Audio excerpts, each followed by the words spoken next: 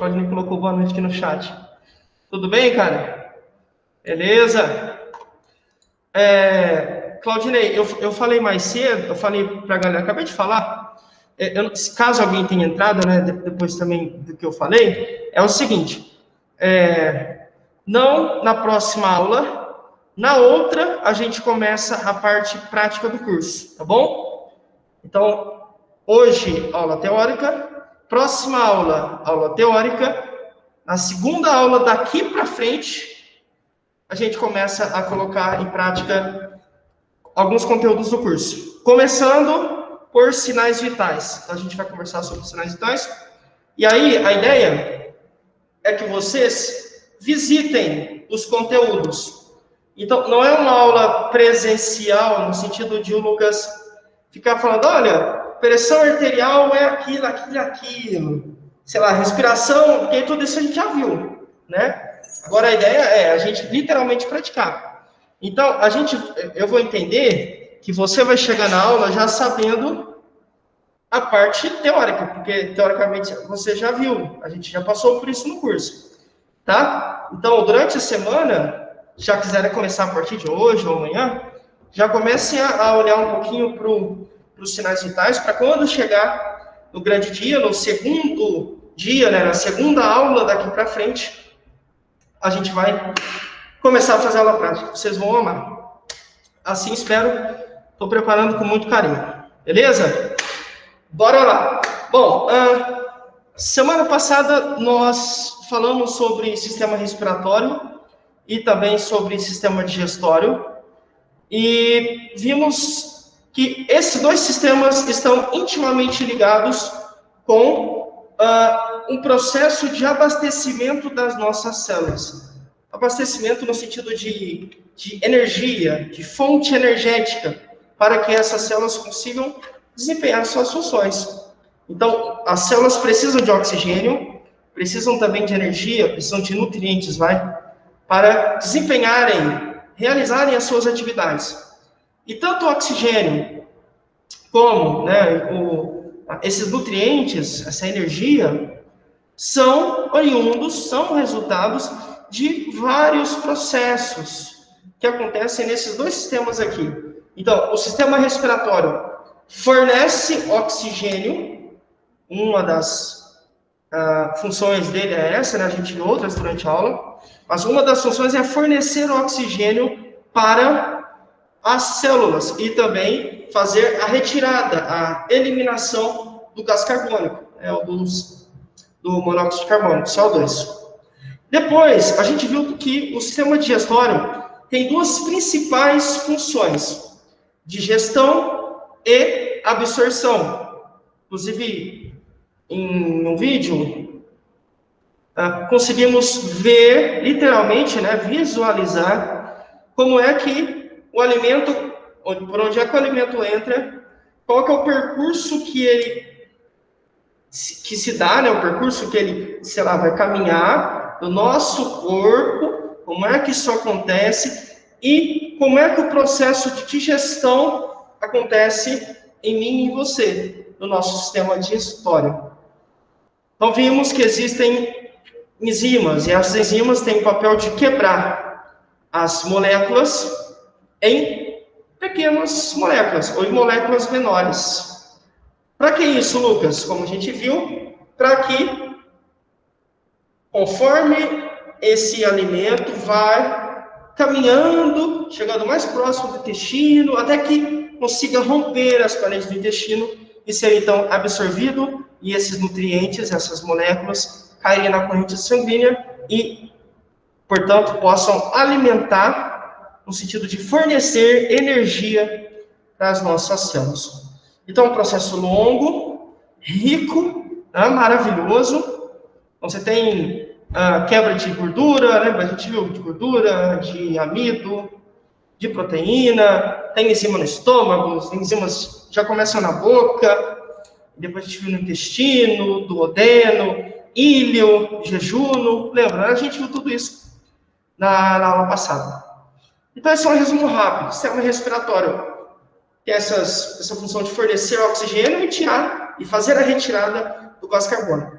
O digestório por um lado, permite a digestão, por isso digestório, mas também é nele que acontece a absorção daquilo que a gente ingeriu.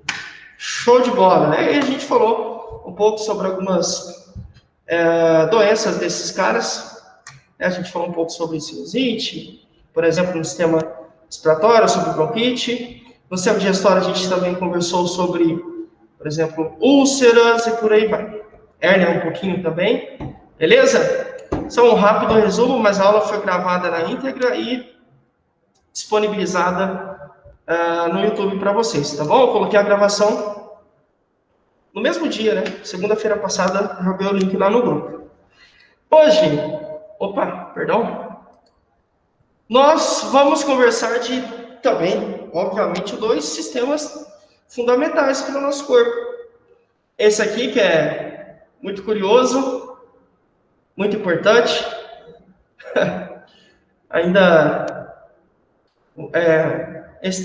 eu acho muito bonito, tá? Sistema urinário eu gosto bastante. Oi? Antes de você começar, posso só perguntar uma coisinha rapidinho? Uai, pode, Ana. Se eu puder ajudar, ela pode perguntar. Quantas aulas práticas nós vamos ter, então?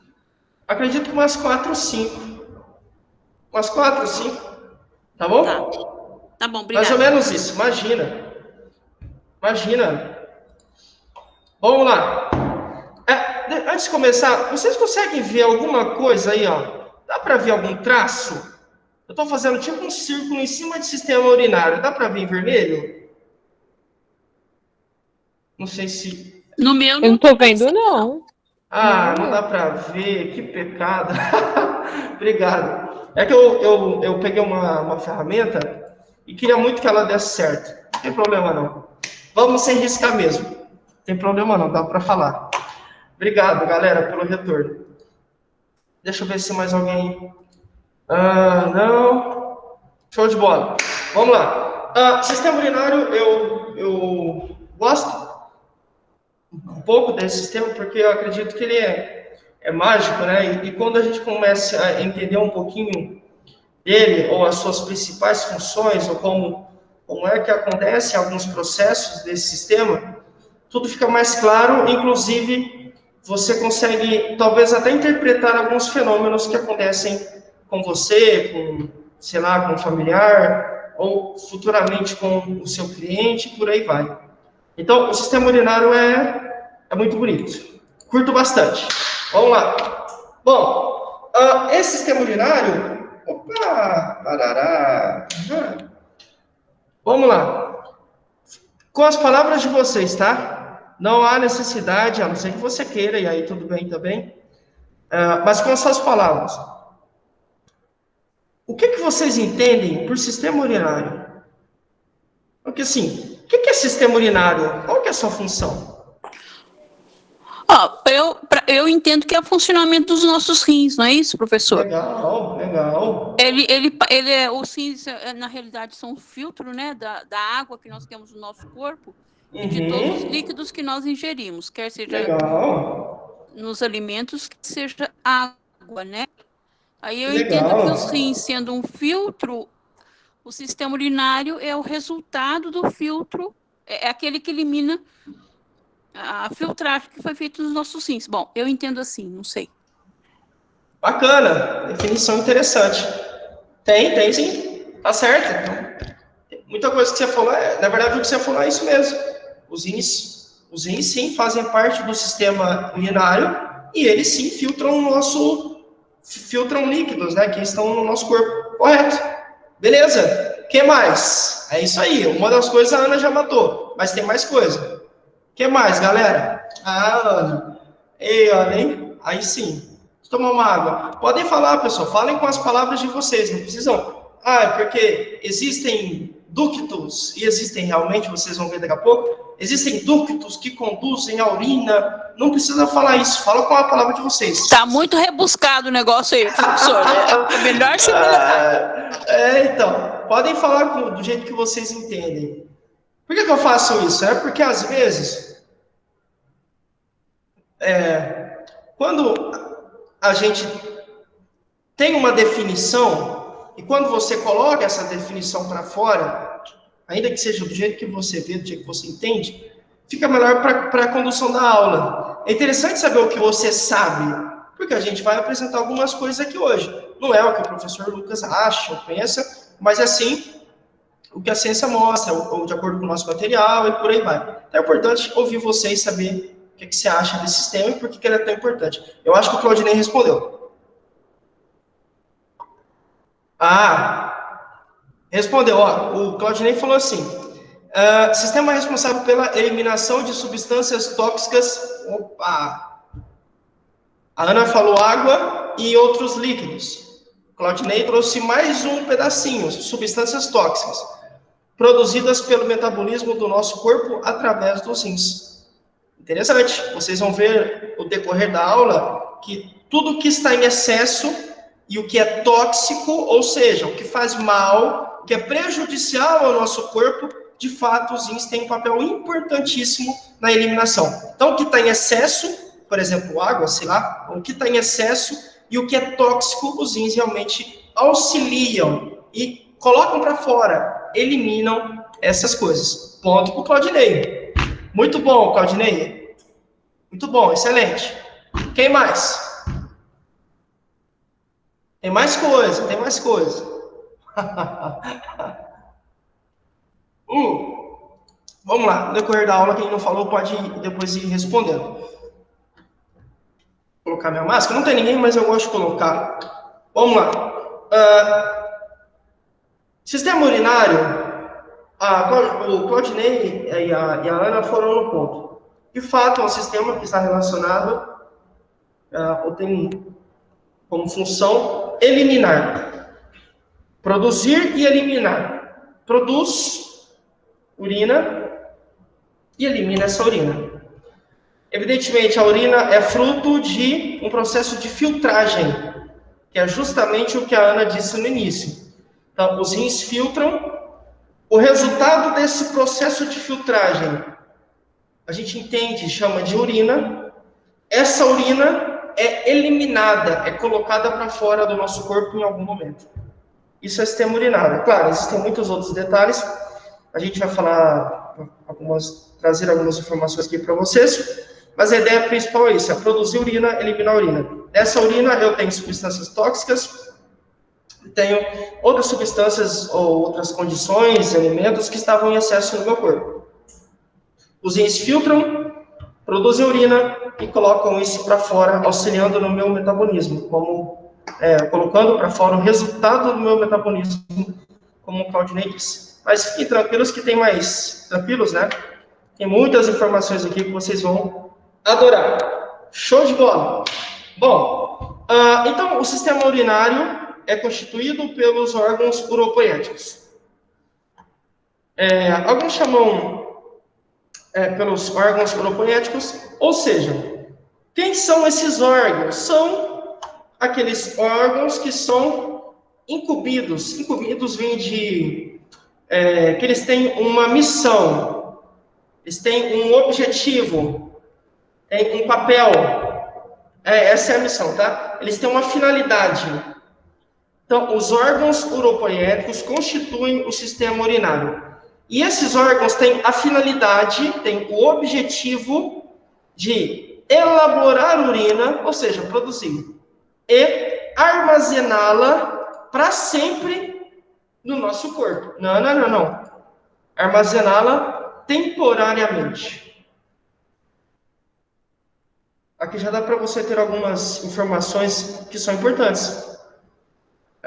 Mas para o final da aula, deste capítulo, claro, eu cito uma questão muito curiosa, e talvez você já tenha passado por isso, e você vai se lembrar, ou talvez você conheça alguém que tenha passado, que é o caso da sonda.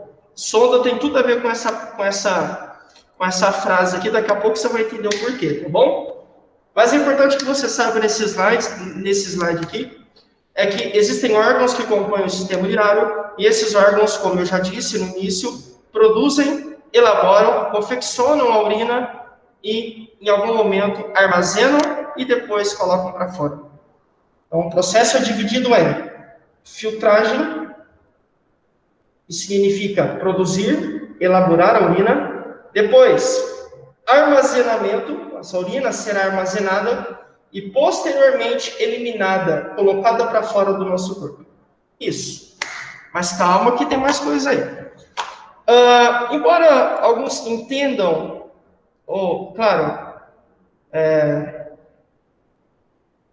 por ignorância, né? Porque por não saber, por não ter essas informações, embora alguns entendam que a gente só coloca água para fora do corpo, na verdade, existem outras substâncias, outros elementos presentes na nossa urina, que são, por exemplo, ácido úrico, ureia, sódio, potássio, bicarbonato e muitas outras coisas, como eu falei, aquilo que está em excesso ou que faz parte, o que é prejudicial, que é nocivo, que é tóxico para o nosso corpo, ou resultado do processo metabólico, como o Claudinei disse, quando ele definiu o sistema urinário. Beleza? Tem só uma curiosidade. Pode ser... Isso aqui minha família é de Minas. Tem sangue mineiro, né? E há um tempo atrás, quando minha mãe era menina e tal, e até hoje isso ainda acontece lá, tá? Na região. E, às vezes o pessoal tomava urina de vaca porque tinha, segundo eles lá, né? Tinha ureia e tudo mais, e essa ureia poderia ajudar, e outros elementos, outras coisas que tinham que estavam presentes na urina da vaca, que ajudavam a curar. Então, lá na região que a minha família veio, em Passos, nas fazendas, né, nos sítios e tal, nas chácaras, o pessoal acredita muito nisso, então tem gente lá que toma urina de vaca. É uma tradição, tá bom? Então, vocês já ouviram falar, isso é verdade. Eu sei que é verdade porque minha família lá de Minas faz isso. Ou fazia, pelo menos. Né? Dizem que eu não fazia mais, mas vai saber. Bom, para que a gente entenda, viram? Eu falei sobre processos que acontecem no sistema urinário. Então, eu falei, olha, a urina é produzida, armazenada e eliminada. É produzida, armazenada e eliminada. Alguém produz, alguém armazena, alguém elimina. Lembram? Esse alguém tem nome, a gente já acabou de falar. Órgãos uropoéticos. Esses órgãos uropoéticos são divididos em 2 tipos. Calma que vai ser facinho, mamãozinho. São divididos em órgãos secretores, ou seja, secretam urina, produzem, elaboram essa urina, e órgãos excretores, excretam, colocam para o exterior, lançam para fora, eliminam, tiram a urina do nosso corpo. Então, órgãos uropoéticos são divididos em 2 times. O time dos secretores são os caras que produzem a urina, e o time dos excretores, que são os caras que colocam a urina para fora. São encarregados, portanto, de processar a drenagem da urina para fora do nosso corpo. Lucas, eu preciso saber decorar isso? Não, precisa decorar. É uma questão lógica. Você não precisa decorar porque faz sentido. Você faz xixi todo dia. Lógico, um corpo em condições normais, urina algumas vezes por dia. Então, toda vez que você for ao banheiro fazer xixi, urinar, você vai lembrar disso. Caramba, olha, agora eu estou colocando o xixi para fora, mas o Lucas falou que existem estruturas do meu corpo que produziram essa urina. Essa urina ficou armazenada em um lugar no meu corpo, e agora eu estou colocando para fora. Percebem que é algo natural? Não é uma coisa que você tem que ficar quebrando a cabeça para entender. É uma coisa lógica. A urina é fruto de um processo, e esse processo fez com que a gente tivesse essa urina, que foi armazenada, e agora você coloca para fora. Para ficar mais claro, vamos olhar para esses órgãos agora de forma independente e tentar trazer, resumidamente, o papel de cada um, tá? Lembrando, órgãos uropoéticos que se dividem em secretores e excretores. Esses órgãos uropoéticos, os órgãos urinários, acho que é um termo mais simples de chamar, compreendem, ou seja, são rins, e a Ana cantou a bola, já chegou assim, os 2 pés, né, Ana? Cantou a bola, os rins, de fato, fazem parte do sistema urinário. E ela também cantou a bola no sentido de dar a definição do que eles fazem. Produzem urina, né? Ela chamou de filtragem, eles filtram, tá? E o resultado disso é a urina. Então, nós temos, eu tive o cuidado de colocar para vocês, entre parênteses, um número, tá? Não é à toa que tem 1, 2, não é o acaso, tem uma lógica. Toda vez que eu falar o nome de um desses órgãos aqui, você vai reparar que na frente tem um número dentro dos parênteses. Significa a quantidade desse ou desses órgãos que a gente tem no corpo. Novamente, um corpo e um organismo saudável, tá? Um organismo saudável, onde tudo vai bem. Aí você tem isso aqui. 2 rins. E esses rins são responsáveis pela filtragem para produzir urina. Temos ainda, eu não gosto muito desse nome, não é que eu não gosto, né? Porque eu acho que é um pouco difícil. Como eu falei ductos, a Ana até brincou. Nossa, essa aula tá... Ela brincou que estava rebuscado. Mas entendam, substituam essa palavra ductos por encanamentos, caninhos. Aí, Lucas, mas não um termo muito rudimentar, muito selvagem. Você está falando encanamento? Mas o nosso corpo, encanamento, deixa eu te mostrar o porquê encanamento, talvez vai fazer mais sentido. Mas se você quiser chamar de ductos ou ureteres, dá na mesma. Veja aqui, ó. Ó, tá escrito ureteres aqui. Tá? Então, é justamente desses caras que a gente vai falar.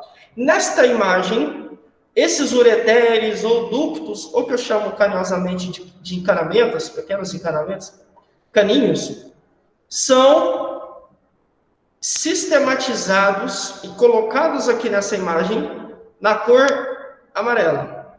Vejam aqui, ó. Tá vendo? Ó?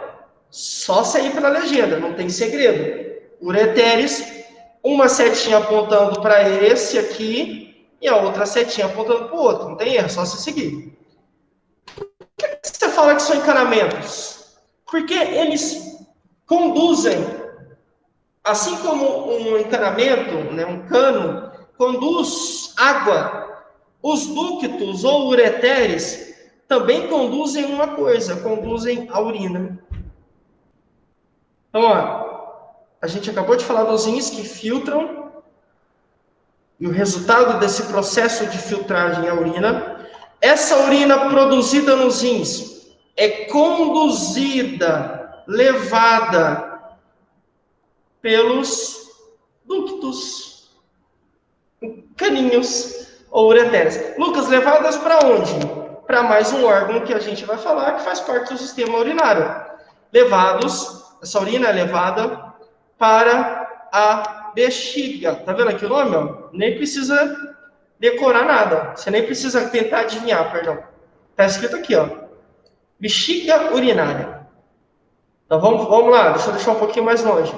Rins produzem urina produzida, elaborada, confeccionada, é conduzida pelos ductos, que são caninhos, até a bexiga. E é na bexiga que essa urina fica armazenada temporariamente, como já vimos no início da aula, e depois, em algum momento, essa urina é colocada para fora, é excretada, eliminada, removida do seu corpo. E é removida por mais uma estrutura, por mais um componente, por mais um elemento do sistema urinário que a gente chama de uretra. Então, deixa eu traduzir, para você ver o caminho certinho.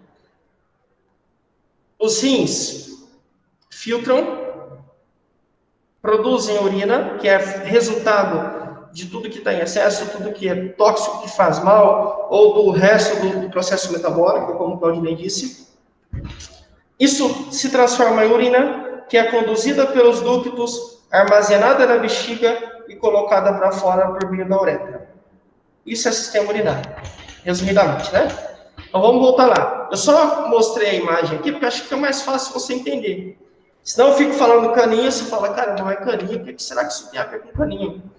Agora você sabe. Então, temos 2 rins, 2 ductos, ou 2 ureteres, ou 2 caninhos, uma bexiga, que é onde a urina fica retida, armazenada, guardada temporariamente, e aí depois ela é, pela uretra, colocada para fora, expelida do nosso corpo.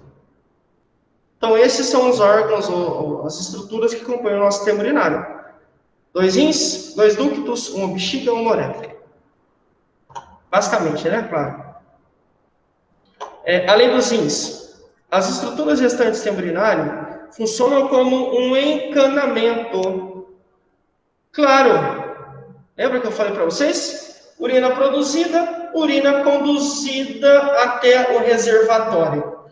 Eu gostaria, parece estranho, né? Você fala assim, nossa, Lucas, mais um termo que você está usando, reservatório, parece que é uma barragem. Eu não consigo entender, deixa eu...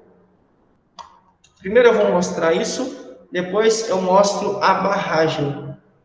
Você vai ver que é uma metáfora, mas que tem muito a ver com o nosso corpo. Ó, deixa eu ver, dá para ver, beleza.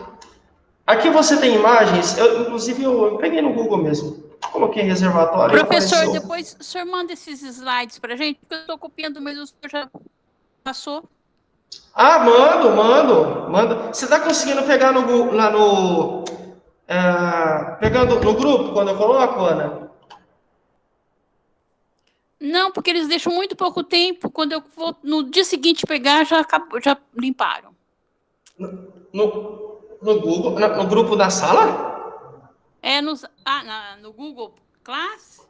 Não, no WhatsApp mesmo. Não, eles tiram de um dia para o outro. Imagina, acho que não, no grupo da sala de aula, no WhatsApp no caso, né? No WhatsApp. Você nunca viu então que... eu copio amanhã, pode deixar. Não, imagina, eu vou mandar hoje, mas sim, pode ficar tranquilo, ó. Vou marcar você, imagina. Eu mandei semana passada também. Eu sempre mando lá porque realmente às vezes você pode ter algum tipo enfim, é sempre bom ter aula, né? Mas pode deixar que eu mando sim. Então, ó, aí a gente tem uma... Não, é porque você fala algumas coisas a mais do que está na apostila. Isso. Então, eu gosto de estudar o que você fala. Tá bom, por isso. perfeito. Obrigada. Imagina, show de bola.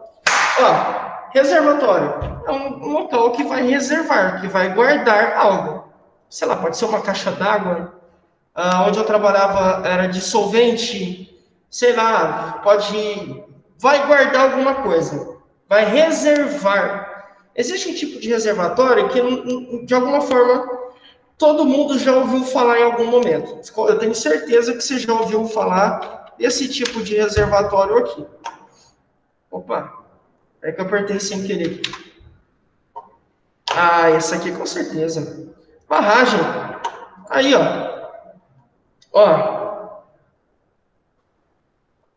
Barragem contém, segura, né? Retém. Barra, literalmente barra, né? É uma muralha, uma fortaleza que vai segurar, reter a água. Tá bom? Temporariamente também. Ué, Lucas, como assim temporariamente? Se você... Não sei se vocês já tiveram a oportunidade, talvez nem todo mundo tenha tido, mas aqui deve ter imagem, ó. Aqui, ó. O que você tem aqui? Existem as comportas, que a gente fala, né? Que são, entre aspas, portas, que de vez em quando a turma da barragem abre para diminuir o nível do rio. Então, ó, o rio vai enchendo, vai lotando, vai ficando aqui reservado, preso, retido. Em algum momento, essas comportas precisam ser abertas para que haja um controle. Vejam aqui, olha que imagem linda. Linda de longe, né? De perto eu tô fora. Não sou muito chegado, não. Mas vejam, ó, a água represada, guardada. Em algum momento, o pessoal aqui da barragem abre as comportas e a água escoa, sai, diminuindo, portanto, a quantidade de água reservada, preservada, né? Fica ali guardadinha, retida na barragem. Isso não é diferente no nosso corpo. Como eu falei para vocês, temporariamente, a urina, assim como essa água da imagem, também fica retida no nosso corpo. E em algum momento, entre aspas, tá? Não me entenda mal, é uma metáfora. As comportas precisam ser abertas para que a água saia. Traduzindo, a nossa uretra tem que entrar em ação para tirar, para remover a urina que foi guardada na nossa bexiga. É isso, é uma metáfora bem simples. Mas, ó, olha aí, ó. Olha aí a comporta aberta. Coisa linda, né? Eu fui... a minha família, essa família que eu falei lá de Passos, mora bem pertinho dessa barragem aqui, ó. Inclusive, eu fui nela. Barragem de Furnas. Não sei se vocês já tiveram a oportunidade de ver. Aqui, ó. Passei aqui, eu andei nela. Você consegue passar aqui em cima de carro, tem tipo uma ponte, assim, né? Uma estrada mesmo. É bem legal. Se um dia vocês puderem dar uma passadinha só para vocês entenderem como é que é esse negócio. Tem muita água reservada e, de fato, isso aqui retém mesmo essa água. É bem legal. Quando eu fui, a turma tinha deixado as portas abertas, então o rio estava, essa represa, essa lagoa, esse rio aqui, estava bem baixinho, tá bom? Porque estava tudo aberto. Aí passou a água, escoou, ficou tudo certo, mas de vez em quando, eu já passei uma vez quando estava cheio. Dá muito medo. Então é isso. Então, sistema urinário, produz urina, armazena urina, elimina a urina. Muito simples, né? Vamos continuar. O que mais, Lucas? Bom, então, com exceção dos rins, essas outras estruturas que a gente falou, ductus, bexiga, uretra, funcionam como um encanamento que constitui as vias do trato urinário. Essas estruturas, já falei quais são, ductus ou ureteres, né? Bexiga e uretra, não modificam a urina ao longo do caminho. Porque, gente, o objetivo não é modificar, não é produzir urina, não, elas simplesmente conduzem essa urina, armazenam, depois colocam para fora, não tem que mudar. Por isso que a urina não é modificada, transformada ao longo do caminho. É produzida nos rins e depois ela só segue o fluxo, vai? Só segue o caminho, segue a sua vida normalmente. Vamos lá. Aí aqui tem um exemplo, eu já mostrei para vocês, mas só para lembrar, ó, os dois rins, os dois ductos, a bexiga e a uretra, por onde a urina é eliminada. Neste caso, estamos falando de um homem. Como é que você sabe que é um homem, Lucas? Aqui, ó. Pênis. Você dá para ver aqui também o saco, né? A bolsa escrotal. Bom, então, homem. Isso é diferente para a mulher. Deixa eu mostrar para a mulher aqui. Aí, ó. Para a mulher, ó. Os dois rins também. Os dois ductos. Dá para ver? Inclusive, a mesma cor, né? Só que aqui está um pouco dourado, mas é a mesma lógica. Dois rins, dois ductos, bexiga, uretra. Aí, opa. Aí agora, eu falei para vocês, né, guardarem aquela informação que tinha tudo a ver com o que eu ia falar mais no finalzinho da aula. Sonda vesical. Perdão. O que acontece? Muitas vezes, por algum motivo, esse processo não funciona normalmente. Então, a urina é produzida, ela é conduzida, é levada até o reservatório, entre aspas, ela é armazenada na bexiga, só que esse reservatório, digamos assim, está com problema nas comportas. A urina não sai. Tem algum problema.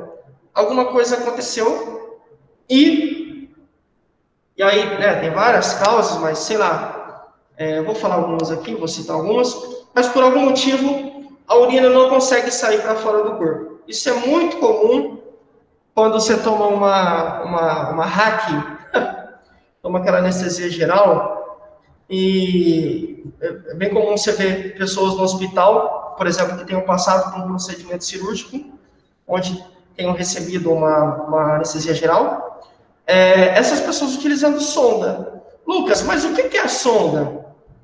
A sonda como se fosse uma continuação. Já que a urina não é eliminada, não é excretada normalmente, naturalmente, a gente precisa fazer isso, só que de forma artificial. Lembra que a gente falou para vocês que, com exceção dos rins, todos os outros órgãos a gente pode entender como encanamentos, um sistema de encanamento.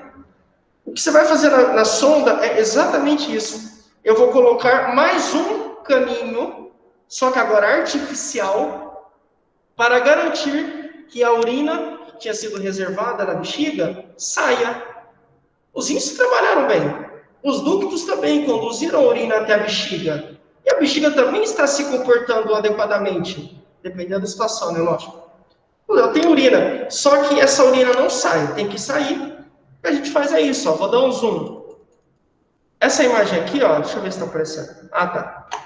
Essa imagem, ó, esse quadradinho aqui, podem entender como isso aqui, ó, ele foi ampliado, tá? Como se fosse isso, beleza?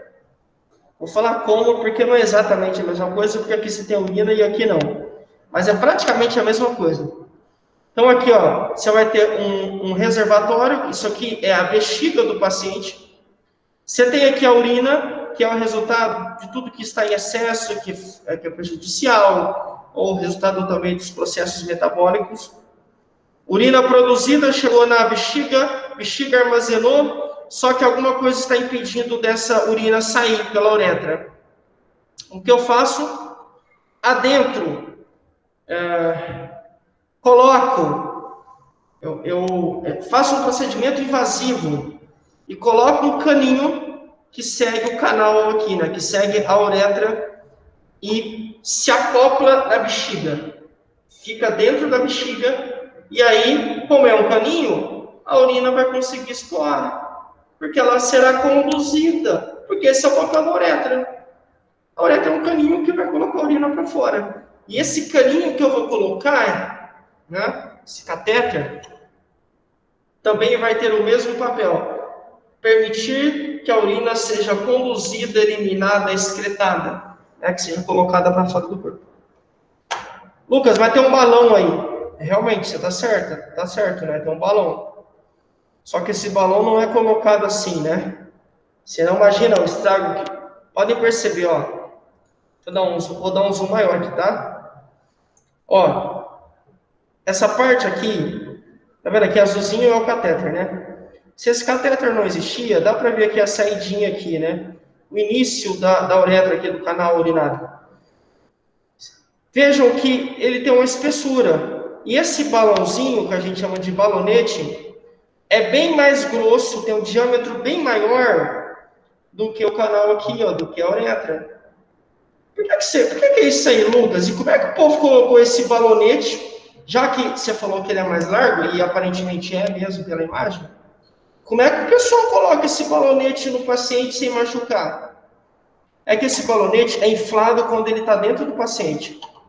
A turma coloca, quando eu falo turma, enfermeiros e médicos, colocam água destilada, tá bom? Então isso aqui não vai assim cheinho, ele é inflado, ele é insuflado, colocado, ele é preenchido quando ele está dentro da bexiga do paciente, com água destilada, tá bom? Eu sei, você não precisa decorar isso, mas é só uma curiosidade.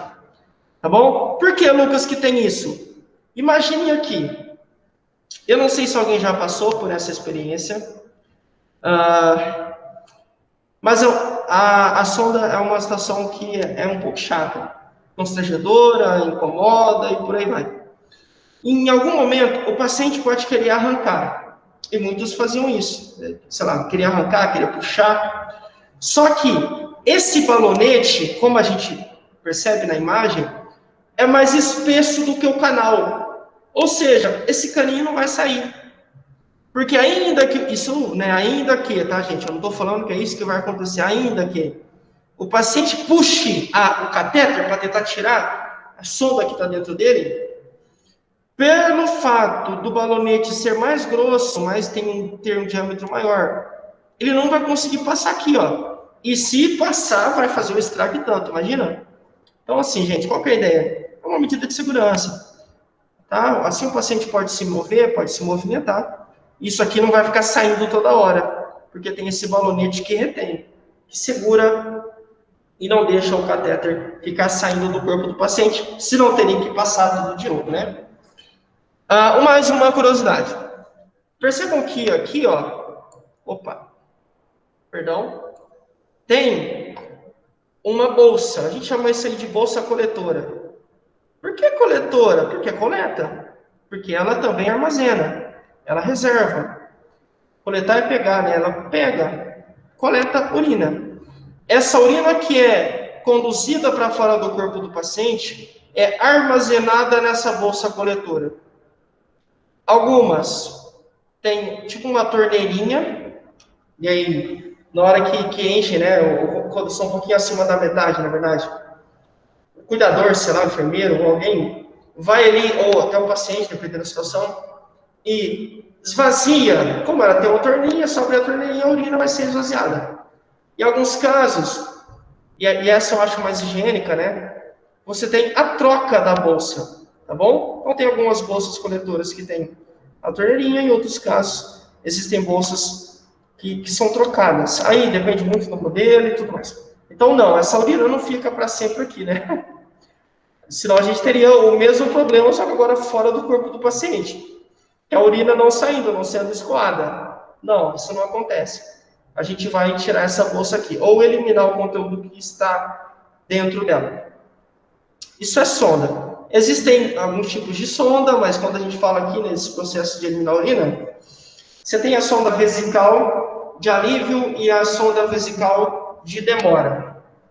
Lucas, eu não sei o que é. O que é sonda vesical de demora? O que é sonda vesical de alívio? Se você for pelo nome, você vai matar a charada. Uma alivia momentaneamente, sonda vesical de alívio, ou seja, alivia naquele momento, naquela situação. E a outra é a sonda vesical de demora. Obviamente a ideia é o quê, gente? Que essa sonda fique por mais tempo dentro do paciente. Sei lá, semanas, dias, semanas, meses e por aí vai. Depende muito da situação, né? Uma coisa é você fazer a cirurgia, seu sistema urinário está voltando ainda. Isso aconteceu comigo. Eu fiz a mesma cirurgia 2 vezes. E na segunda, na primeira também, mas principalmente na segunda, o enfermeiro chegou e falou assim: olha, se você não urinar, a gente vai ter que passar sonda. Foi bem carinhoso, né? E aí eu não conseguia, né? Por quê?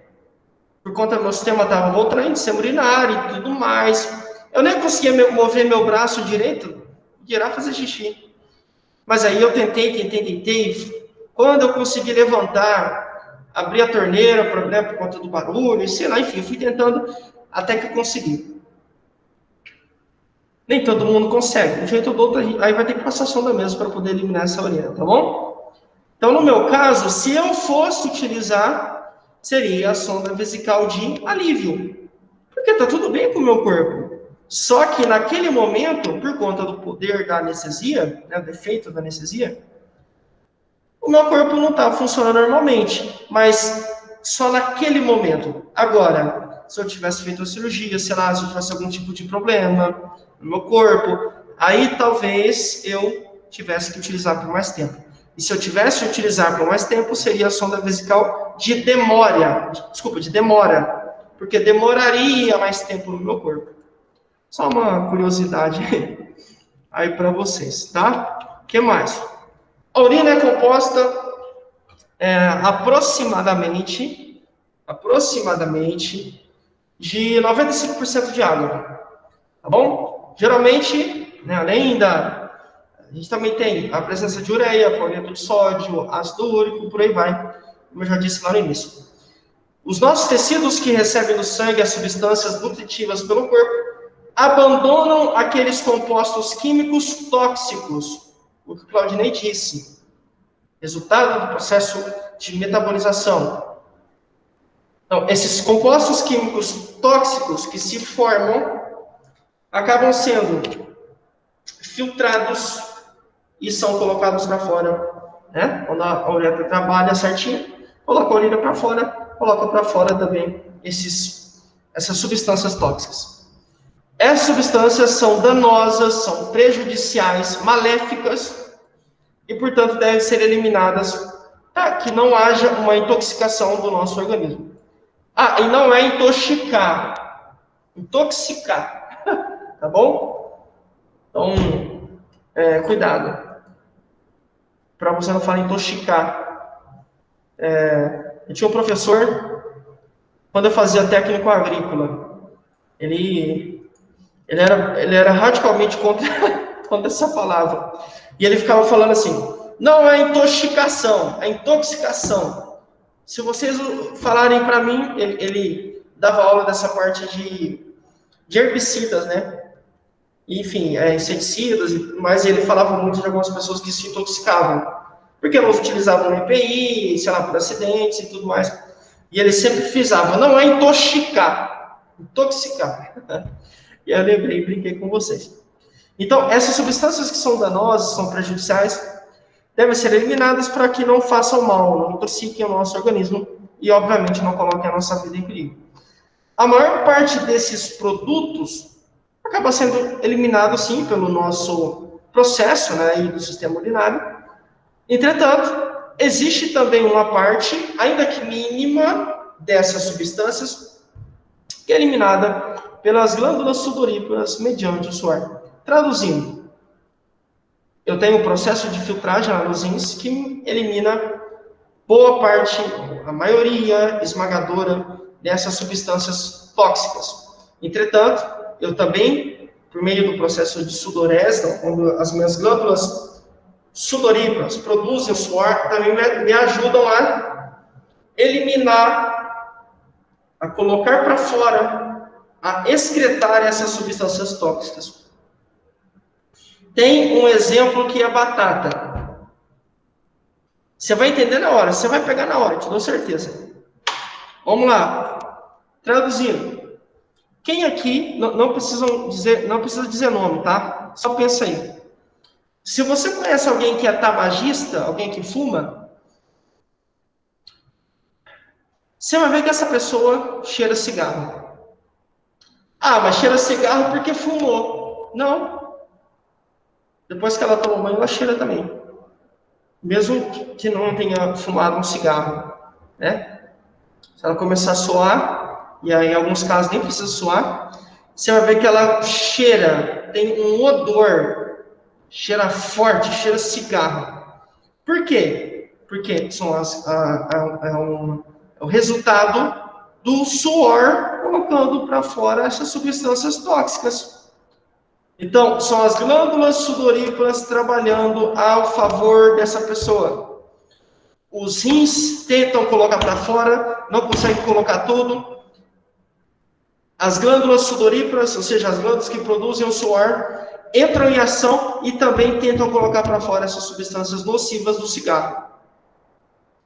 Eu sei que parece clichê, mas cada cigarro tem mais de 4.500 substâncias nocivas.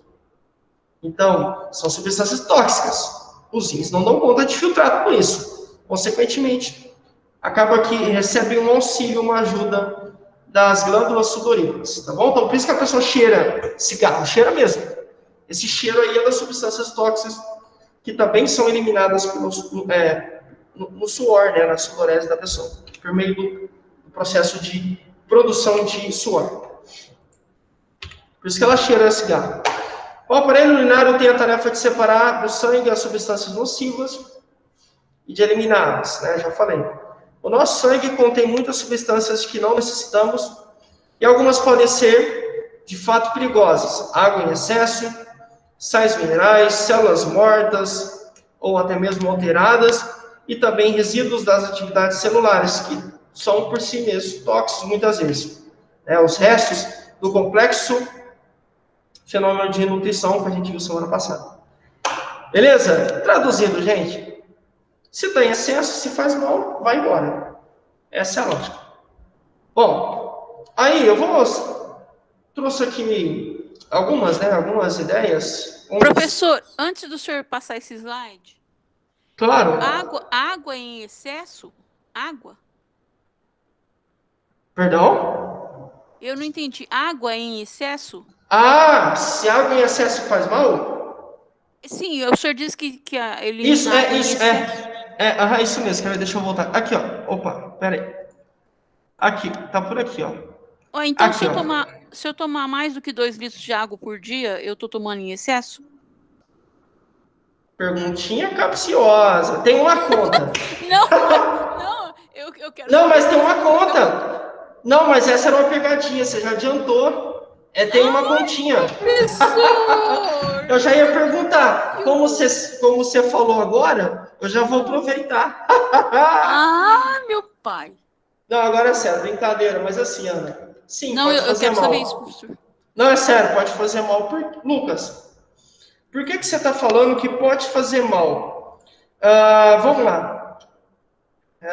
Quando eu trabalhava na fábrica, na fábrica de ração, a gente carregava sacos de 50 quilos, ração de soja. Uma coisa é você carregar um saco de 50 quilos. Só que eu já vi 2 vezes, na verdade, 2 caras só que eu conheço que fazem isso, que faziam, né? Hoje deve ter mais, mas eu só conheci 2 na minha vida quando eu trabalhei na fábrica. Somente 2 caras que conseguiam carregar 2 sacos nas costas, ou seja, 100 quilos. De resto, todo mundo que tentava carregar 2 se machucava.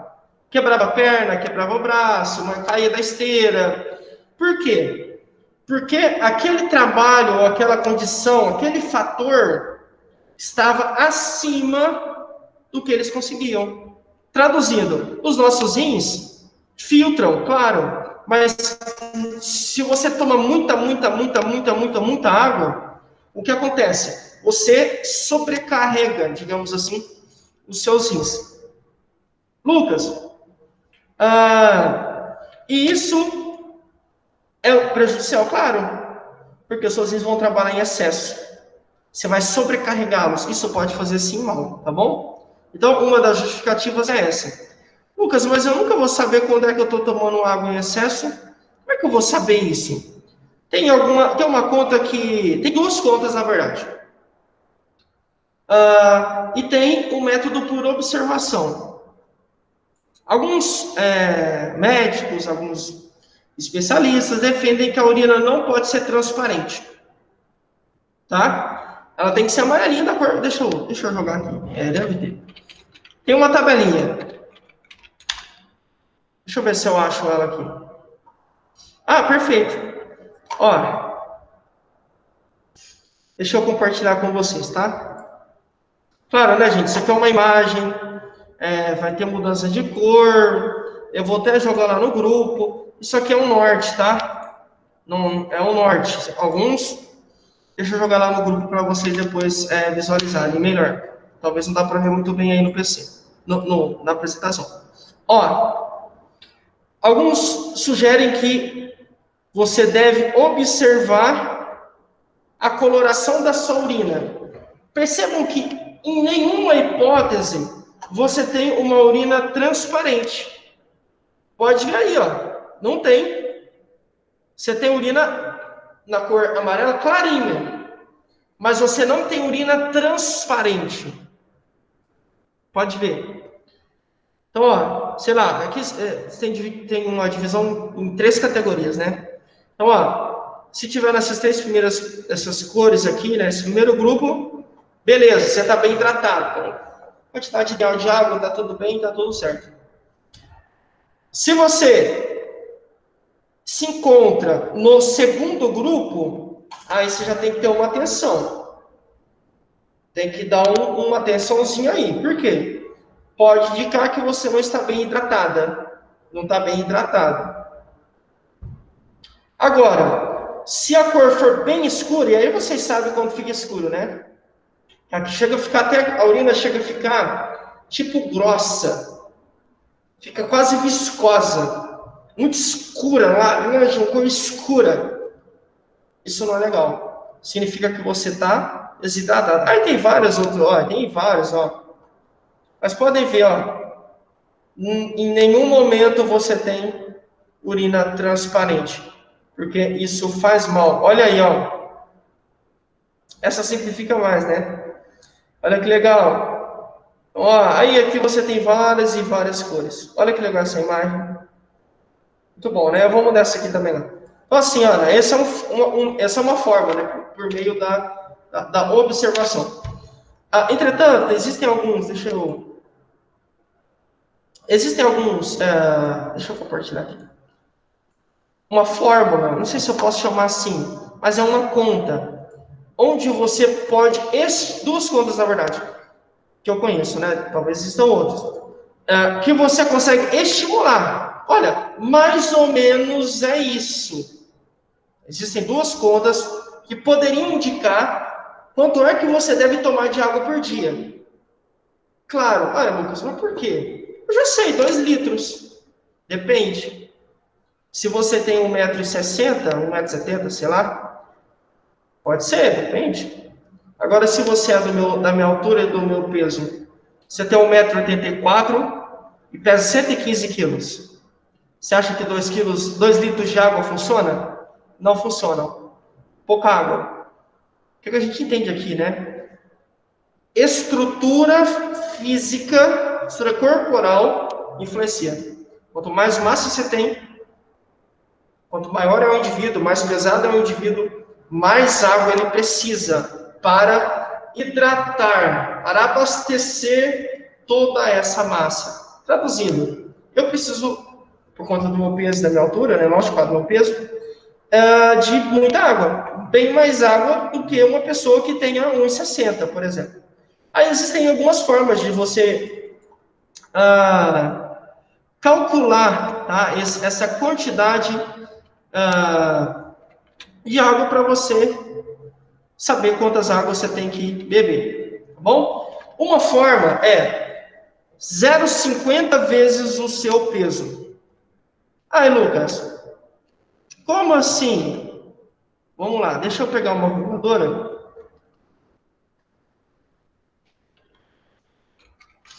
Deixa eu pegar uma calculadora aqui para vocês terem uma noção.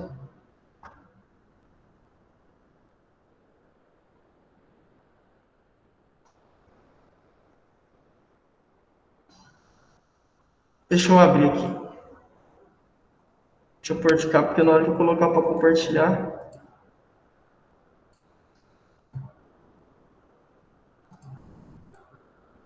Aí. Dá para ver, né? Deixa eu ver. Dá para ver. Vamos lá. Ó, eu, Lucas. Opa, 155 não, é.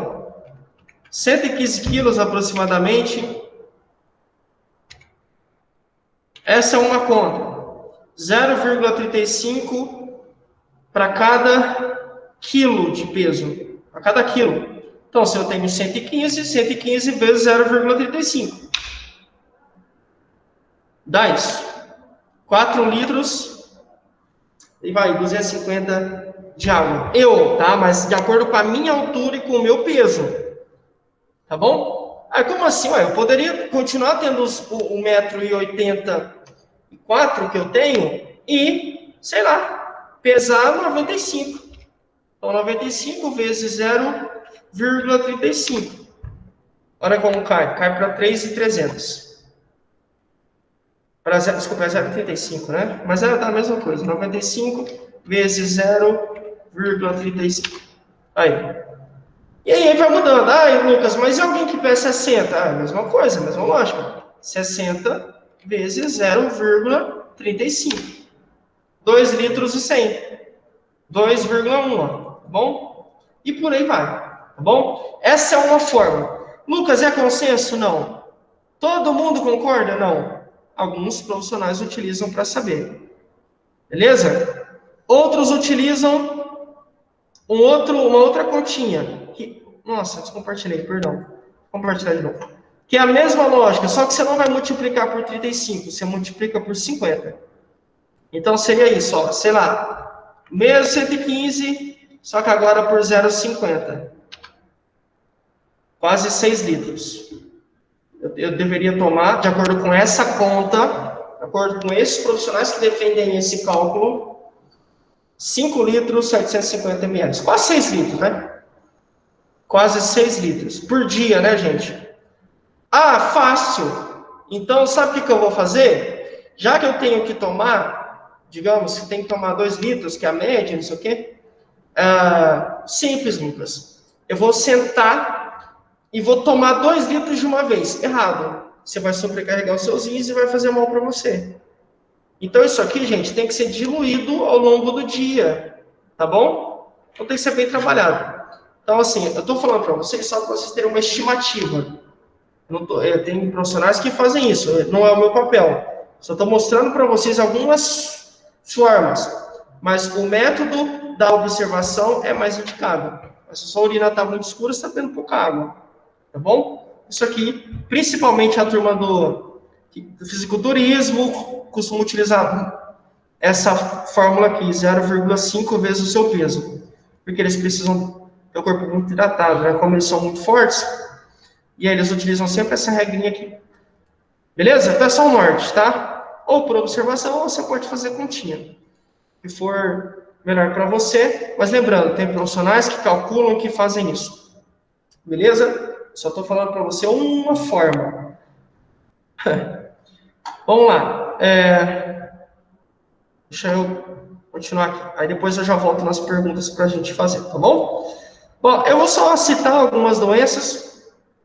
Não é, obviamente, o foco da aula, né, como a gente falou no início da apostila, mas talvez seja importante você ter uma direção. Cistite é uma infecção urinária que acomete a bexiga e a uretra, normalmente causada por uma bactéria. Vamos lá. Lembra do que a gente falou? Olha isso. Acomete bexiga e uretra.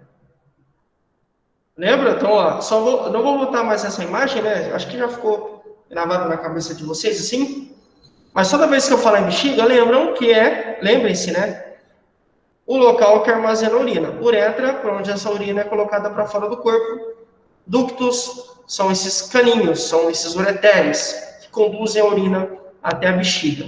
Tá bom? Então, rins, ductos, bexiga e uretra. A cistite é uma infecção causada por uma bactéria que ataca, que atinge a bexiga e a uretra. Tá bom? Isso é cistite. Vamos lá. É um problema muito comum, principalmente nas mulheres adultas. O tratamento é simples, deve ser feito com alguns antibióticos que sejam, obviamente, apropriados. Beleza? Pielonefrite. Infecção no trato urinário superior. Envolve o rim, geralmente causado por bactérias vindas da bexiga. Ó. Aqui. Então, tem os rins. As bactérias vêm da bexiga, então elas podem, por exemplo, subir aqui e se alocarem, podem ficar aqui nos meus rins. Essa é a pielonefrite. Belezinha? Tem algumas famosas, né? Vamos lá. Os sintomas podem surgir de forma repentina, ou seja, aguda, de repente, ou podem ser progressivos, podem se dar de forma crônica. Beleza? Sendo que o paciente apresenta o intermitente, que é cólica renal, dor no rim afetado, dificuldade para urinar, dificuldade ou até mesmo sensação de urgência, a urina fétida, ou seja, cheiro forte,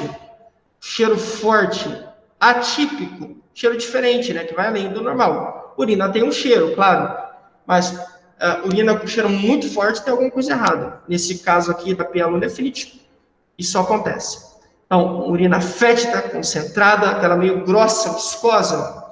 Também pode ser sangue na urina, sensação de mal-estar, náusea, vômitos, febre e por aí vai. Por quê, gente? Porque é uma infecção, né? Então vai aparecer mesmo febre, por exemplo, e por aí vai. Beleza? Então, mais uma doença pielonefrite, atacando os rins, trato urinário superior. Cálculos renais, são as pedras nos rins, né, que a gente chama no popular.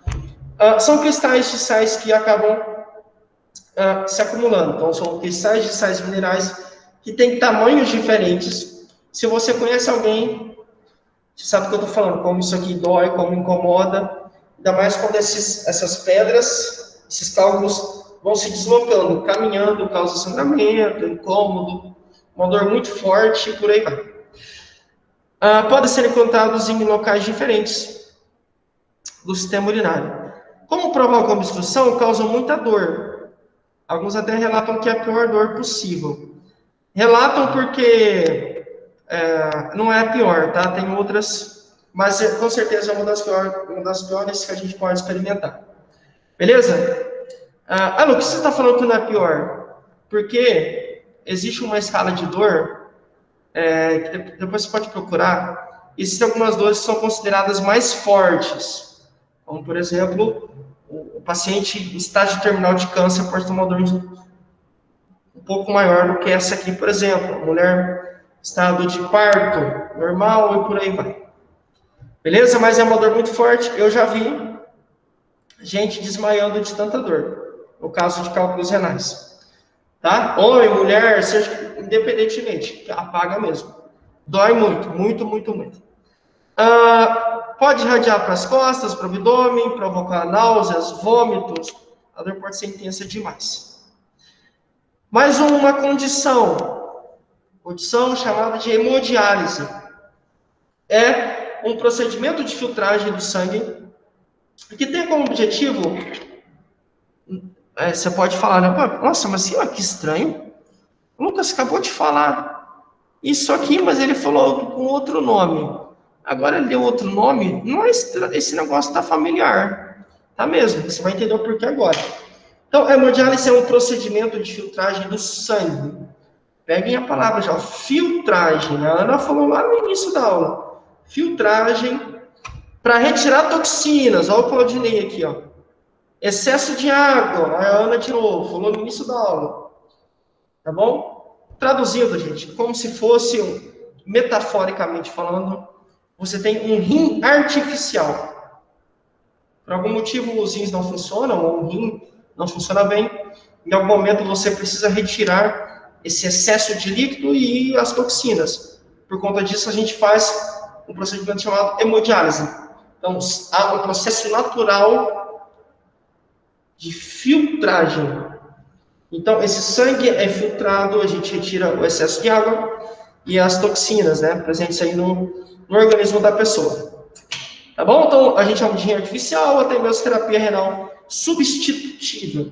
É uma técnica indicada quando há perda total ou significativa, né, das funções renais, como, por exemplo, no caso de insuficiência renal.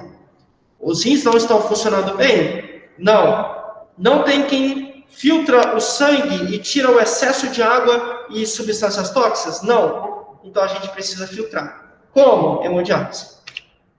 Atualmente, a Sociedade de Nefrologia estima que há aproximadamente 122 mil pessoas, né, 122 mil pacientes renais agudos no Brasil. Não. Não está escrito agudo, não. Está escrito crônico. Se é crônico, é o quê, gente? Para toda a vida, né? Teoricamente. A ideia é essa. Não é tão simples de resolver. Tá bom? O que mais? Então, esse processo serve para retirar o excesso de líquidos e sujeiras. E entendam sujeiras como sujidades, né? Como substâncias tóxicas, nocivas, prejudiciais, danosas, maléficas para o nosso corpo. Que acabam se acumulando, tá? E aí isso pode fazer com que, nesses pacientes com mau funcionamento renal, eles fiquem, obviamente, mais prejudicados. O corpo deles vai ficar intoxicado. Essa toxina vai fazer mal. Óbvio, por isso a gente faz esse procedimento chamado hemodiálise.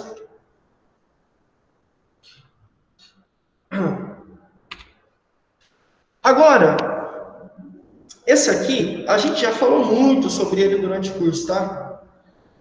Tem esse nome todo diferentão, mas tem a ver com pele.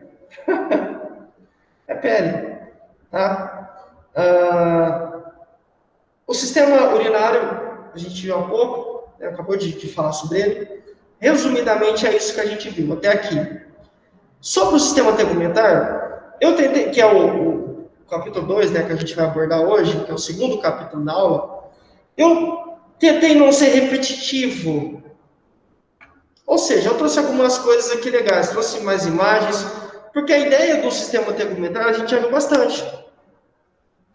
Como é que a nossa pele é dividida, lembra? E aí eu trouxe essa imagem só para lembrar. Epiderme, derme, hipoderme, são as 3 camadas da pele. Tem a superficial chamada de epiderme, a intermediária, derme, onde você tem algumas estruturas como glândulas sebáceas, glândulas sudoríparas, músculo eretor do pelo, lembra disso, né? A gente já conversou, lembra? Folículo piloso, enfim. Aqui, todas essas estruturas presentes na derme. Abaixo temos a hipoderme, também conhecida como tecido subcutâneo. Bom, e aí, esse sistema tegumentar, né, voltado para a nossa pele, que nos protege, que tem o objetivo também de ser uma barreira natural, de nos ajudar no equilíbrio da temperatura, que nos protege dos raios ultravioletas, né, dos raios solares, que fazem mal no caso, enfim. Todas essas funções, a nossa pele, o nosso sistema tegumentar atua. Só que esse sistema tegumentar, assim como o sistema urinário e todos os outros que a gente já viu, e os que a gente vai ver, é também, ou pode ser também, atacado, invadido, prejudicado por alguma doença. Neste caso, eu trouxe algumas aqui. Por exemplo, a psoríase. Essa é um pouco famosa. Está caracterizada pela erupção de placas. Eu trouxe algumas imagens. Ó, daqui a pouco eu mostro, tá? Trouxe fotos. Mas está caracterizada por placas eritematosas, cobertas de escamas esbranquiçadas ou nacaradas. Aqui, ó. Placas. Tá vendo? Elas têm escamas, ó. Olha aqui, né? A cor, que podem ser esbranquiçadas, como dessa primeira imagem, ou nacaradas, né? Na cor rosa, ó. Por exemplo. Mais frequentemente nos membros e também no couro cabeludo, como eu mostrei na imagem, mas eu vou voltar lá daqui a pouco. As causas exatas da psoríase não são conhecidas, mas é notável algo em uma pessoa com essa doença. As células T, que são células de defesa, acabam atacando as células saudáveis da pele, como se fosse cicatrizar uma ferida ou até mesmo tratar uma infecção. Traduzindo, ocorre um erro, uma falha, e as nossas células de defesa, nesse caso as células T, tem outras, mas nesse caso as células T, acabam se confundindo e erroneamente atacando células saudáveis da pele. Parece que é isso, tá? Não sabe exatamente as causas, precisamente, entretanto, tem essa característica. Todo mundo que tem psoríase, é possível perceber, né, que essas células T, erroneamente, então acabam se confundindo e atacando algumas células saudáveis do corpo da própria pessoa. Então, como no caso do diabetes tipo 2, por exemplo, do tipo 1, perdão, que as células de defesa atacam as células beta lá do pâncreas, é um erro do sistema. O sistema de defesa acaba tendo uma falha atacando as células beta que produzem insulina. As células beta morrendo, não há produção de insulina, o paciente fica com diabetes. Aqui a lógica é a mesma. Você tem também um sistema de defesa, sem o processo de imunidade, atacando o nosso próprio corpo. Isso pode fazer com que essa pessoa tenha psoríase. Isso é bem comum. Sintomas, vamos lá. Lesões avermelhadas na pele. Tá aí, ó. De fato, né? Pontua. Olha aqui. Que são cobertas com uma camada branca, prateada, ó. E que são também descamativas. Pele seca com facilidade para sangramento, placas e descamações no couro cabeludo e por aí vai. Isso é a psoríase. Beleza?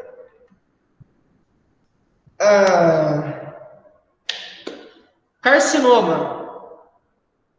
Não é errado não, viu? Você já deve ter falado, nossa, carcinoma, esse nome não é estranho. Realmente não é estranho. É um tipo de câncer, tá? Um tipo de neoplasia. É o tipo mais comum e menos grave, tá bom? Mas esse carcinoma aqui que a gente vai falar é o basocelular. Esse tipo basocelular é o mais comum e menos grave. Aparece em forma de uma mancha rosada, aqui a imagem, já volta ali, que cresce lentamente. Aí, ó. Parece, sei lá, um machucadinho, né? Uma manchinha. Um buraquinho, um negocinho, uma feridinha, né? Uma casquinha. Vamos lá. Geralmente desenvolve-se em partes do corpo que estão mais expostas ao sol. A ideia aqui é pessoas que ficam muito tempo expostas ao sol e que evidentemente não se cuidam têm mais chances de desenvolver a doença. Como assim não se cuidam, Lucas? Lembra, a gente já falou de protetor solar. Produtos feitos para proteger a nossa pele dos raios ultravioletas. Os raios são os raios de radiação solar intensa. Nesse caso, pessoas que se cuidam, por exemplo, utilizando protetor solar, blusa de manga longa, sei lá, sombrinha, chapéu, óculos, enfim, né, para proteção, essas pessoas que se protegem têm uma chance menor, ainda que expostas ao sol também. Então, você pega dois indivíduos, aquele que se protege tem uma chance menor de desenvolver esse carcinoma. É isso que esse slide quer dizer. Pode desenvolver? Pode, porque ainda assim o sol vai estar incidindo, vai estar sobre essa pessoa. Ela também vai estar no sol, mas vai estar mais protegida do que aquela que não usa protetor, não usa manga longa, sei lá, não usa sombrinha, não usa boné, enfim, não se cuida. O tratamento desse carcinoma, no caso o basocelular, é preferencialmente cirúrgico e a ideia é retirar a lesão, retirar esse pontinho, né? Mas uma série de tratamentos também podem ser utilizados, estão disponíveis. Exoterapia, radioterapia e por aí vai. Beleza? Mas aí, quem vai dizer isso? É o médico que está acompanhando o paciente. Não é o Lucas, não é você, não, isso não é o nosso papel. Quem vai dizer é o médico. Até porque é ele quem vai fazer exames e vai, a depender do tipo, da localização e da gravidade, vai propor o melhor tratamento possível e necessário para aquela situação. Tá bom? Por isso que não sou eu, não é você, a gente não estuda para isso. Quem faz isso aqui é o médico, é o especialista, não somos nós.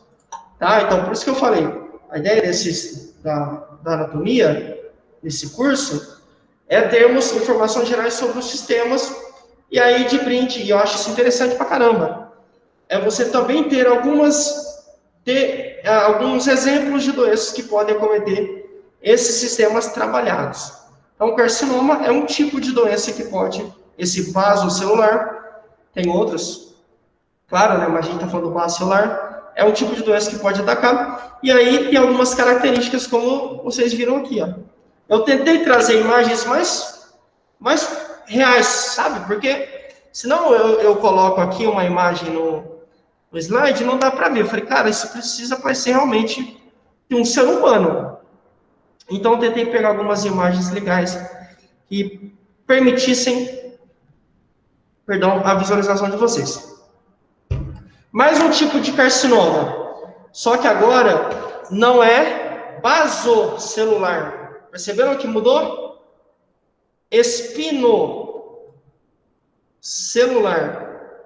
Também é bastante comum, podendo em diversas regiões do corpo, né, podendo acontecer, sendo mais suscetíveis às que são mais expostas ao sol. Traduzindo, pode acontecer em várias partes do corpo, mas, novamente, aquelas partes do nosso corpo que ficam mais expostas ao sol, lembrando da aula de protetor solar, não é que você não pode sair ao sol, você deve sair, tem que tomar sol, faz parte, é vida, mas no horário que não é de casa, você não pode ficar ali, né, dando bobeira. Então, das 10h30 até as 4, 4h30, 5 horas da tarde, não vai ficar no sol, vai fazer mal para você, por conta da radiação que se faz mais presente e acaba prejudicando a longo prazo a sua pele. E no curto prazo, você pode ter uma insolação, vai fazer mal também. Mas nesse sentido aqui de carcinoma é mais a longo prazo mesmo. Beleza? Lucas, mas eu preciso trabalhar no sol. Por enquanto, a minha fonte de renda, sei lá, eu trabalho. Enquanto eu não tenho um diploma de atendente, eu não consigo, eu preciso trabalhar no sol. Tudo bem? Mas não se esqueça de se proteger. Tá? A questão não é não trabalho. Se for possível, seria legal. Se não der, tudo bem, continue o seu trabalho. É daí que vem o seu sustento. Mas, proteja-se. Tá? O ponto é esse. Proteção. Você tem que se preocupar com a sua saúde. Mas nunca me aconteceu nada. É que isso aqui é acumulativo, né? Ao longo do tempo. Não é do dia para a noite. A não ser insolação. Bom, então vamos lá. Então, esse carcinoma espinocelular tem uma aparência peculiar. Se dá em forma de nó, que cresce de forma rápida e forma uma casquinha. Tratamentos são parecidos, semelhantes ao carcinoma basocelular que a gente acabou de ver. Vamos ver uma imagem desse cara aqui, desse espinocelular. Olha aí. Diferente, né? Olha o basocelular. Esse é o baso. Olha o espino. Diferente, ó. Tipo uma casquinha realmente, né? Olha aqui, ó. Inclusive muda a coloração. Vamos lá. E esse aqui é o mais agressivo, é o mais violento, é o mais perigoso, letal.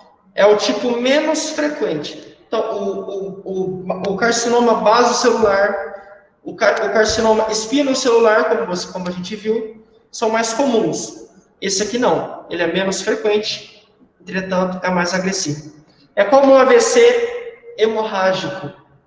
O AVC isquêmico acontece, geralmente, em 85% dos casos. Ou seja, acontece muito mais. 85% é muita coisa. Só que o AVC hemorrágico acontece só em 15%. Só que desses 15%, 40% dos pacientes morrem. Entenderam? 100 pessoas com AVC. Somente 15 tiveram AVC hemorrágico. Dessas 15, 40% morrem. Então, eu tenho um tipo de AVC menos frequente, entretanto, mais violento, mais agressivo, mais danoso. É exatamente a mesma lógica do melanoma. Tá bom? Também é um tipo de câncer, só que muito mais agressivo e perigoso. Geralmente, e aí ele tem também uma característica muito peculiar. Você vai ver. Ele é totalmente diferente dos outros que a gente viu. Geralmente surge como uma pinta ou como um sinal acastanhado ou enegrecido na pele. Pode variar de cor, formato e tamanho e também apresentar sangramento. Percebe por que você não tem? E eu também não tenho, tá? Falando que é só você, eu também, eu muito menos. Não tenho condições de avaliar e dizer que tipo de câncer é. Olha, você tem um melanoma. Não, porque isso tem estudos, isso tem experiência, né? O profissional tem que ter experiência. Tem exames, tem comparações. Enfim, essa doença pode se apresentar, esse melanoma, a gente acabou de ver, ó, até mesmo em cor diferente. Ele tem uma cor, sim, muito característica. Vocês vão ver na próxima imagem já. Mas pode mudar de cor, pode mudar de formato, pode mudar de tamanho, pode apresentar ou não sangramento. Por isso que não é o Lucas que vai dizer, nem você. Belezinha? Mas temos o papel, na medida do possível, de orientar o paciente ou o cliente a procurar ajuda para tentar entender essa situação. Não sei o que é, mas, né? Não sei se você notou. Chegou lá, o cliente relatou, nossa, olha, de você para cá, essa manchinha tá ficando estranha. Né? Que estranho, essa manchinha, parece que ela tá crescendo. Olha, ela nasceu, é estranho, tá ficando pretinha, parece que tá aumentando. E aí, você já sabe agora, ó, você já sabe que cor pode indicar uma manchinha, um ponto, alguma coisinha, uma ferida, né? Pode indicar um carcinoma. Independentemente do tipo de câncer, faz mal, pode matar. Então, você, no mínimo, deve recomendar o paciente, recomendar o cliente a uma consulta. Você não precisa falar que ele... Não, nada disso. Olha, a senhora já pensou em ver? O que pode ser isso? Porque assim não é normal. Ah, mas eu já ouvi falar que é coisa de velho. Perdão da expressão, tá? Eu não gosto dessa palavra velho. É só porque eu quis ser o mais fiel possível ao que você pode ouvir na farmácia. Isso é coisa de velho. Diz que velho, além de caduco, fraco, impotente, inútil, também aparece manchinha no braço. Ah, eu não gosto quando falam isso, professor. Eu também não. Eu também não. Eu, inclusive, nem concordo. Porque eu sei que é mentira. É mentira, isso é mentira. Não tem nada a ver. Olha, mas não, velho, não. Já começa que eu gosto de chamar de idoso, né?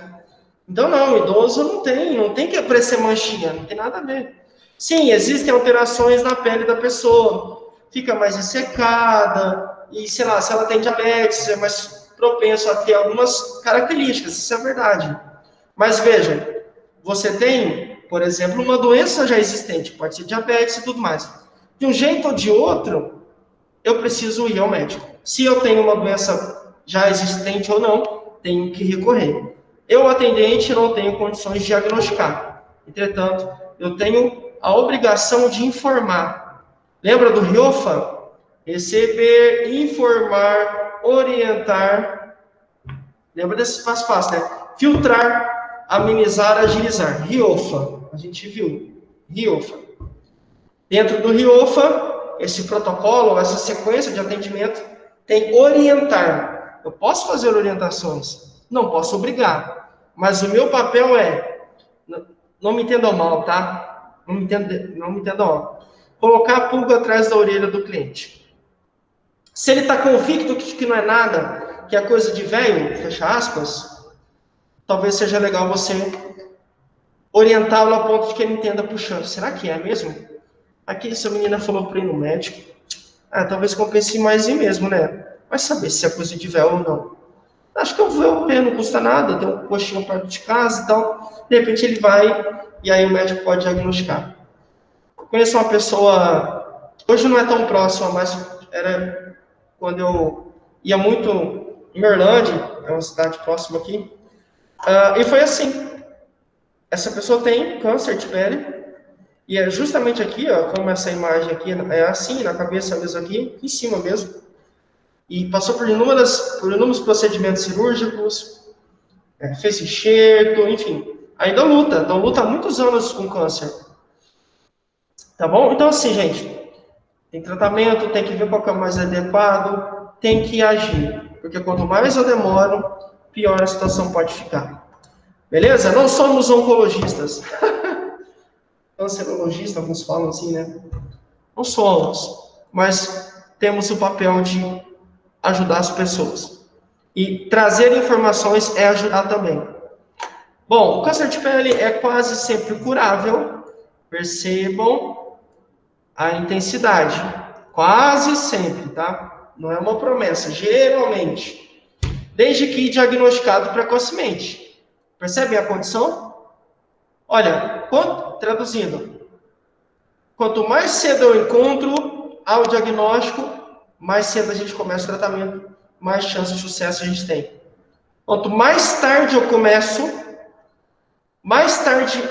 quanto mais tarde eu dou o diagnóstico, eu tenho o diagnóstico, mais tarde o tratamento começa, menos chance eu tenho de sucesso.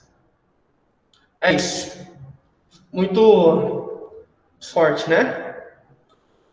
Muito forte. Bom, então são justificativas pelas quais a gente tem que olhar sempre para essa possibilidade, tá? De doenças de pele.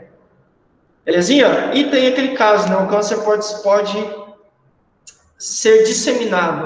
A gente chama de metástase. Pode se espalhar, pode ir para outras partes do corpo. Aí se já era ruim, ou se já era uma situação difícil, aqui piora, muito mais.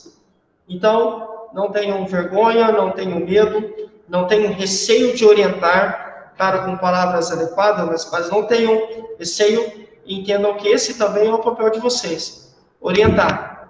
Como eu falei, entre aspas, colocar a pulga, o ponto de interrogação na cabeça do cliente, para que ele consiga ir ao médico e então ter as orientações necessárias. Para fechar, isso não está na apostila também, mas eu acho legal eu falar. Talvez você vai ouvir falar um pouco sobre isso na farmácia. E é legal você ter pelo menos uma orientação básica. Conhecidas antigamente por escaras, né? Eu vou só falar um pouco sobre úlcera por pressão. Tá bom? Basicamente, essas escaras, como a turma chamava antigamente, hoje em dia se chama úlcera por pressão. Essas úlceras por pressão acometem pacientes que ficam muito tempo na mesma posição na cama, ou na cadeira, mas geralmente na cama, na maca, que seja. Então, pacientes que ficam muito tempo, que não conseguem desempenhar as suas atividades normalmente. Então, não andam mais, por exemplo. Ficam muito tempo deitados na mesma posição. Esses pacientes que ficam nesta condição estão mais suscetíveis a ter as úlceras por pressão. Por que, Lucas? Porque esse paciente soma alguns fatores. Geralmente, úlcera por pressão, ou escara, como eram chamadas antigamente, se dão por conta de uma pele úmida.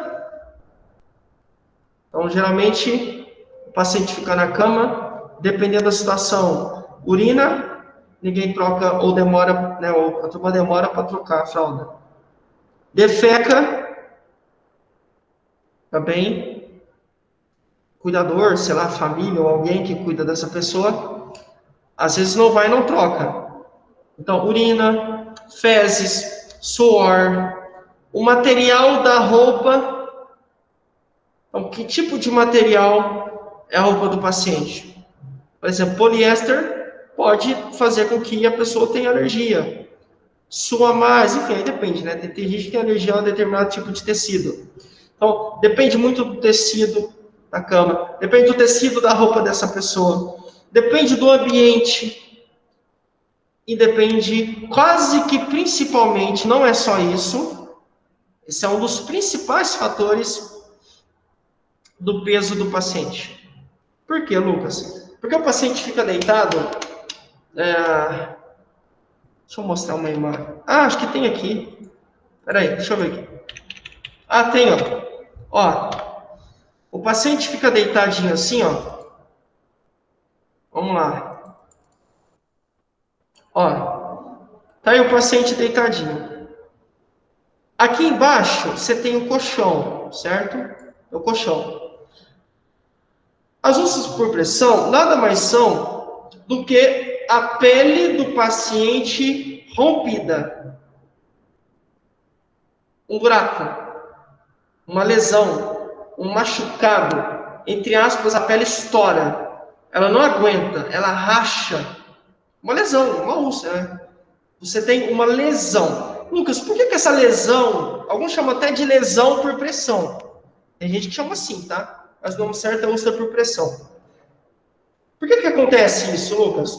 Porque o peso do paciente, mais o colchão, principalmente em extremidades ósseas, por exemplo, o cotovelo, tá aqui, né?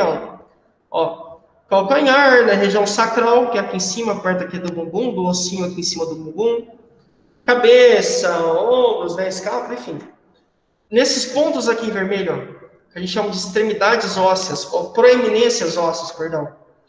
Nesses pontos de proeminências ósseas, eu tenho o peso do paciente, mais essas proeminências, mais o colchão, esmagando a pele. Claro, o paciente fica muito tempo na posição. Então, conforme o tempo passa, o peso mais a proeminência óssea, mais o colchão, mais as condições que eu falei, urina, fezes, suor, tipo de tecido, pele ressecada, alimentação, falta de hidratação, enfim, vários fatores vão fazendo com que essa pele vá se lascando, se rompendo, se abrindo, causando uma lesão. É isso. Então, isso é a úlcera por pressão, tida antigamente, né, entendida e assim chamada como SCARA. Bom, geralmente quando o paciente fica muito tempo, Lucas, muito tempo é subjetivo. O que você chama de muito tempo? Eu não, né? A ciência chama de muito tempo acima de 2 horas na mesma posição. É isso que a ciência chama de muito tempo. Então, o paciente que é acamado, ficando 2 horas, ficando mais de 2 horas na mesma posição, ele tem chances de desenvolver essa superpressão. Então, ó, aqui ele está na posição que a gente chama de DD, decúbito dorsal. Percebam barriguinha para cima. Então, aqui você tem o colchão, bumbum para baixo, ou barriga para cima, mesma coisa. Decúbito dorsal. Se o paciente fica em decúbito dorsal, que é essa posição, por mais de 2 horas, ele tem chances de desenvolver úlcera por pressão. O que a gente tem que fazer, portanto, né? Eu vou falar daqui a pouco. Você, se fosse um cuidador, mas talvez alguém questione você na farmácia. É uma forma de você orientar a pessoa. Então, esse paciente precisa ser virado. Ele precisa mudar de posição a cada 2 horas no máximo. Então, uma hora ele se encontra em decúbito dorsal, que é o bumbum no colchão. Outra hora ele se encontra, ou deveria, em decúbito lateral, que é ficar de ladinho. Sabe de ladinho? Decúbito lateral esquerdo. O lado esquerdo do paciente no colchão. Ó, aqui está o colchão. Meu lado esquerdo está no colchão. Eu estou de ladinho. Decúbito lateral esquerdo. De ladinho, meu lado esquerdo no colchão. Decúbito lateral direito. Estou de ladinho, só que o lado direito do meu corpo no colchão. E uma quarta posição seria esse decúbito prono. Só que esse decúbito, essa posição é arriscada, tá? Principalmente pacientes que tenham um problema de respiração. Enfim, não é tão indicado assim. Beleza? O professor Lucas nem indica. Mas é importante que você saiba que existem. Então, basicamente, a gente tem essas 4 posições. Decúbito dorsal, que é o bumbum no colchão. De ladinho esquerdo, de ladinho direito. E bumbum para cima. Ou decúbito prono. Alguns chamam de decúbito ventral. Lucas, por que você está me falando isso? Porque alguém pode questionar você na farmácia. menina, não sei o que aconteceu, eu sei que você não é médica, eu sei que você não é cuidadora, mas sei lá, talvez você consiga me ajudar. O meu filho sofreu um acidente de moto e está acamado há 4 meses. De uns 3 meses para cá, ele começou a ficar com uma manchinha vermelha perto do bumbum, aqui em cima, e essa manchinha foi, de repente, virou um machucadinho, foi crescendo. Se você vir como anda hoje, como é que tá, você fica assustada. Você sabe o que é isso? E aí você poderia ajudar. Olha, eu não sei o que é, só pelo seu relato eu não consigo dizer, mas o que você está me falando, essa sua queixa, se parece muito com uma condição que a gente chama úlcera por pressão, que é um quadro que acontece quando os pacientes ficam muito tempo na mesma posição. Vocês mudam o seu filho de posição? Não, ele fica sempre com o bumbum no colchão. Desde que ele fez cirurgia, fica com o bumbum no colchão sempre. Não levanta, ele faz xixi na... Lembra da comadre, né, do papagaio lá? Ele faz xixi ali na cama, sei lá, não sei, ele usa fralda, sei lá. Enfim. Então talvez possa ser por isso. Você faz massagem no corpo dele para melhorar a circulação? Vocês hidratam a pele dele com hidratante, com óleo corporal? Ele bebe água, ele fica bem hidratado? Que tipo de alimento ele come? Ele tem alergia ao tecido do colchão ou ao tecido das roupas que ele utiliza? É muito quente onde ele se encontra? Percebe? Você consegue ir ajudando. Beleza? Bom, mas aula de úlcera por pressão. Mas mais uma coisa importante. Essa úlcera, ou essas úlceras, evoluem. Estão presentes em estágios diferentes. Tá bom? Tem estágios mais simples e tem estágios mais profundos. São 4 estágios. Estágio 1. A lesão atinge a camada superficial da pele, apresentando um vermelhidão no local. Aqui, né? Ó. Aí, ó. Tá aqui a pele. E aqui fica vermelhinho, né? Olha aí. Tá invertido, né? Aqui você tem o osso, o músculo, o tecido subcutâneo, epiderme, aderme. É invertido, tá? O osso tá aqui em cima, ó. Osso. No estágio 1, fica só vermelhinho. No estágio 2, avança e você já tem um rompimento de algumas camadas da pele. No estágio 3, todas as camadas da pele são destruídas. No estágio 4, isso, só que mais um pouco, inclusive dá para você ver também a destruição do músculo e chega até nos ossos. Então, estágio 1 é bem mais brando que o 2, que é mais brando que o 3, que é mais brando que o 4. Se eu consigo identificar uma úlcera por pressão no estágio 1, eu não posso permitir que evolua para o 2. Se eu encontro alguém no estágio 2, o meu objetivo é regredir, voltar, fazer com que volte para o estágio 1. Então, estava no 2, tem que voltar para o 1. Ou seja, a gente tem que melhorar, nunca avançar.